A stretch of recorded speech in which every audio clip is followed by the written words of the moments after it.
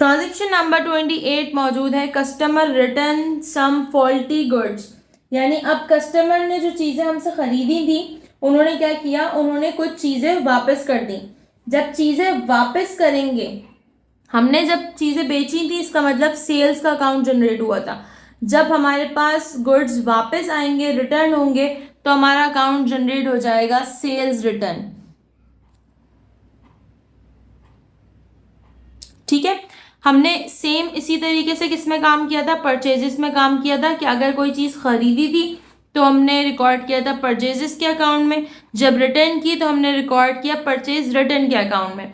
Same वही काम हमने सेल्स में किया। सेल्स जब हमने कोई चीज़ बेची थी तो हमने रिकॉर्ड किया सेल्स में, अब हम रिटर्न कर रहे हैं तो हमारा अकाउंट जनरेट होगा सेल्स रिटर्न। ठीक है, अब आ जाते हैं सेल्स रिटर्न की नेचर थी रेवेन्यू। जब रिटर्न करेंगे तो रेवेन्यू क्या हो जाएगा, डिक्रीज हो जाएगा, and decrease of revenue is on debit side. ठीक, अगेन हम यहाँ पर हमारे पास मौजूद नहीं है चीज़ें, तो हमने इसको इस ट्रांजेक्शन को लिंक करवाया प्रीवियस ट्रांजेक्शन से। कैसे लिंक करवाया, हमारे पास प्रीवियस ट्रांजेक्शन में हमने गुड्स को सेल किया था। ठीक है, गुड्स को हम सेल कर चुके थे। अब हमारे पास क्या मौजूद है, अब हमारे पास नजर आ रहा है कि वही गुड्स क्या हो रहे हैं, रिटर्न हो रहे हैं। तो हमने इससे लिंक करवाया कि जब हमने गुड्स को सेल किया था तो हमने क्रेडिट पे भी सेल किया था, तो जब रिटर्न करवाएंगे तो वो क्रेडिट वाला अकाउंट क्या हो जाएगा, हमारा डिक्रीज हो जाएगा। तो अकाउंट रिसीवेबल का अकाउंट जो हमने जनरेट किया था कि पैसे मिलेंगे, तो अकाउंट रिसीवेबल का अकाउंट क्या हो जाएगा, डिक्रीज हो जाएगा।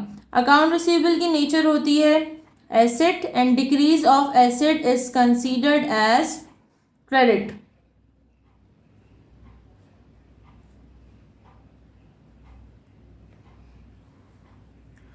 ट्वेंटी 29 ट्रांजेक्शन है हमारे पास, customer paid the amount to mister A. यानी कस्टमर ने अमाउंट पे कर दिए किसको, मिस्टर ए को। जब कस्टमर पैसे पे करेगा इसका मतलब कैश आ जाएगा बिजनेस में। कैश की नेचर होती है एसेट। एसेट जब बिजनेस में आएगा इसका मतलब एसेट इंक्रीज हो रहा है, and increase of asset is considered as debit. ठीक, जब हमने ये अमाउंट डिस्कस की थी या अकाउंट डिस्कस किया था कि हमारे पास फ्यूचर में पेमेंट हमें रिसीव होगी, तो हमने उसके अकॉर्डिंग अकाउंट जनरेट करवाया था अकाउंट रिसीवेबल का। जब हमें अकाउंट रिसीवेबल का अकाउंट जनरेट हो गया कि हमें पेमेंट मिलेगी, अब पेमेंट मिल चुकी है तो वही अकाउंट क्या हो जाएगा, खत्म हो जाएगा, वही अकाउंट डिक्रीज हो जाएगा। इसका मतलब अकाउंट रिसीवेबल का अकाउंट आ जाएगा। अकाउंट रिसीवेबल की नेचर होती है एसेट। जब पैसे मिल गए इसका मतलब एसेट डिक्रीज हो गया। Decrease of asset will be on credit side. Next transaction मौजूद है, mister A withdraw cash for personal use. Mister A ने कैश निकाला है बिजनेस से पर्सनल यूज के लिए। सही, पर्सनल यूज के लिए जब कैश निकालेंगे इसका मतलब हमने अकाउंट जनरेट करना है ड्राइंग्स का। जब बिजनेस में पैसे इन्वेस्ट हो रहे होते हैं तो अकाउंट जनरेट होता है कैपिटल का। जब ओनर बिजनेस से पैसे फॉर पर्सनल यूज निकाल रहा है इसका मतलब you have to generate account for drawings. हमने अकाउंट जनरेट किया ड्राइंग्स। जब इन्वेस्टमेंट की थी, ओनर्स इक्विटी इन्वेस्टमेंट की थी किसमें, कैपिटल में। कैपिटल की नेचर होती है ओनर्स इक्विटी, और वही काम हम क्या कर रहे हैं, अब कैपिटल में से ही पैसे निकाल रहे हैं वापस, यानी ड्राइंग्स कर रहे हैं। तो ड्राइंग्स की भी नेचर क्या मौजूद है, ड्राइंग्स की भी नेचर होती है ओनर्स इक्विटी। ठीक है, ओनर्स इक्विटी पैसे निकाल लिए, ओनर्स इक्विटी क्या हो गई, डिक्रीज हो गई, and decrease of equity is considered as debit. ठीक है, अच्छा, मिस्टर ए ने कैश विड्रॉ किया है, इसका मतलब बिजनेस से कौन सा अकाउंट कम हुआ, बिजनेस से अमाउंट कम हुई है कैश की। सेकंड अकाउंट जनरेट होगा कैश। कैश की नेचर होती है एसेट। जब हम कैश बिजनेस से निकाल रहे हैं इसका मतलब एसेट डिक्रीज हो रहा है, and decrease of asset is considered as credit. Mister A withdraw office supplies for personal use. आप याद रखिए, पर्सनल यूज जब भी हमारे पास मौजूद होगा इसका मतलब हमारा लाजमी अकाउंट जनरेट होगा ड्राइंग्स का। ठीक है, ड्राइंग्स की नेचर डिस्कस कर चुके हैं हम। ड्राइंग्स की नेचर होती है ओनर्स इक्विटी। ओनर्स इक्विटी क्या हो जाएगी, जब ड्राइंग्स का नाम आएगा ओनर्स इक्विटी डिक्रीज हो जाएगी, and decrease of owners equity is considered as debit. ठीक है, अब बिजनेस में से क्या चीज गई, हमारे पास से ऑफिस सप्लाईज खत्म हो गई, यानी ऑफिस सप्लाईज कम हो गई। ऑफिस सप्लाईज की नेचर होती है एसेट। ठीक है, तो एसेट क्या हो रहा है, एसेट डिक्रीज हो रहा है, and decrease of asset is considered as credit. Transaction number 32, mister A paid salaries. Mister A ने सैलरीज पे की हैं। ठीक है, सैलरी क्या होता है, अगर हमारे पास हम बिजनेस के पॉइंट ऑफ व्यू से देखें तो सैलरी मिस्टर ए के लिए क्या होगी, salary is considered as the expense. Salaries expense, expense क्या हो गया, बढ़ गया। जब पेमेंट हुई है एक्सपेंस बढ़ गया। एक्सपेंस की नेचर होती है, सैलरीज एक्सपेंस की नेचर होगी एक्सपेंस। ठीक है, एक्सपेंस इंक्रीज होगा, पे कर रहे हैं इंक्रीज होगा, इंक्रीज हो गया, that is considered as the debit.